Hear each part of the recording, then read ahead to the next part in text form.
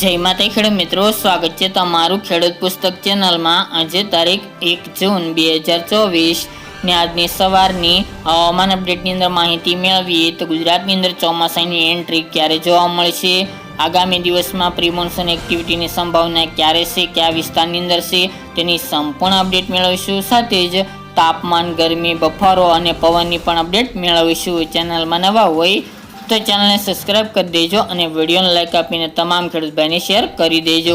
હવામાન વિભાગની આગાહી મુજબ 15 જૂને ગુજરાતના કાંઠે ચોમાસું એન્ટ્રી લે તેવી સંભાવના છે।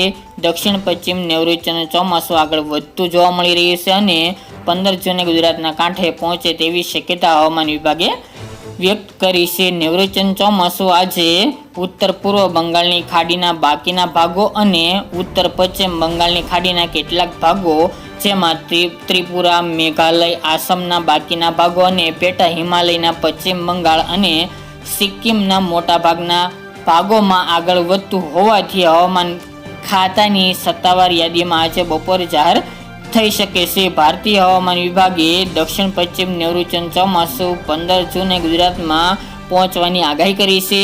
સાથે જ આગામી દિવસ દરમિયાન ગરમી અને બફારાનું પ્રમાણ વધુ જોવા મળશે। સાથે જ પ્રી મોન્સૂન એક્ટિવિટીની સંભાવના 50% જોવા મળી રહી છે, એટલે કે 5 થી લઈને 10-12 જૂન વચ્ચે ગુજરાતની અંદર છૂટાછવાયા પ્રી મોન્સૂન એક્ટિવિટીના વરસાદો નોંધાઈ શકે છે। બાકી આગામી 5-6 તારીખ સુધી ગુજરાતની અંદર વાતાવરણ સાવ સૂકું જોવા મળે તેવી શક્યતા રહેલી છે। અશોક પટેલે પણ આગામી 5-6 દિવસને લઈને આગાહી કરી છે। તે મુજબ કે 6 જૂન સુધીની વાત કરવામાં આવે તો હવે ગરમી ઓછી જોવા મળશે, પરંતુ બફારાનું પ્રમાણ જોવા મળી શકે છે। નોર્મલ મહત્તમ તાપમાન 41 થી લઈને 42 ડિગ્રીની વચ્ચે જોવા મળશે। આગાહી સમયે એટલે કે આજથી લઈને 6 જૂન વચ્ચે 40 થી 43ની રેન્જમાં તાપમાન જોવા મળશે। પવનનું જોર યથાવત રહે તેવી સંભાવના છે।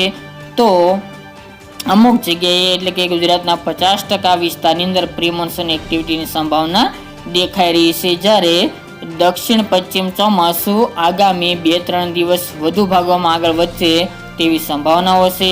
વધુમાં જણાવ્યું તો કે દક્ષિણ પશ્ચિમ ચોમાસું તારીખ 30 મેના રોજ કેરળના અને માહેના વિસ્તારોની અંદર પહોંચી ગયું હતું। નોર્થ ઈસ્ટ રાજ્યોના મોટાભાગના વિસ્તારમાં આગળ વધ્યું હતું, જેમાં ખાસ કરીને નાગાલેન્ડ, મણિપુર, મિઝોરમ, અરુણાચલ પ્રદેશ અને ત્રિપુરા, મેઘાલય અને આસામના મોટાભાગના વિસ્તારોની અંદર ચોમાસું આગળ વધી ચૂક્યું હતું।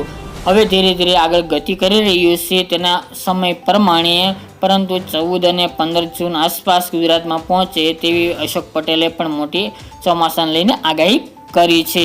જ્યારે વાત કરીએ તો વરસાદની અને પવનની, સૌરાષ્ટ્ર, કચ્છ અને દક્ષિણ ગુજરાતની અંદર આગામી 5 થી લઈને 10 જૂન વચ્ચે હળવા સામાન્ય વરસાદી ઝાપટાની સંભાવના છે।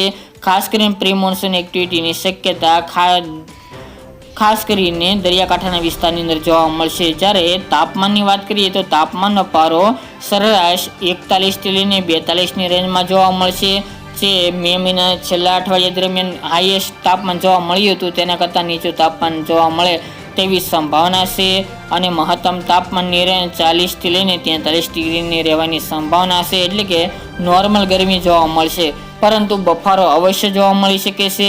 અને આગામી 5-6 દિવસ દરમિયાન પવનો મુખ્યત્વે પશ્ચિમ અને પવનની ઝડપ 20 થી 30 કિલોમીટરની જોવા મળશે, જ્યારે ઝટકાના પવન 40 કિલોમીટર પ્રતિ કલાકની ઝડપે ફૂંકાય તેવી સંભાવના છે। અને આપણે જણાવ્યું તે મુજબ કે પ્રી મોન્સૂન એક્ટિવિટીની સંભાવના 50% રહેલી છે, જેની તમામ ખેડૂત ભાઈ નોંધ લેવી। તો મિત્રો, આ અત્યારની વહેલી સવારની અપડેટ, ફરી એક નવા વિડીયો સાથે મળીશું। આજ માટે આટલું જ।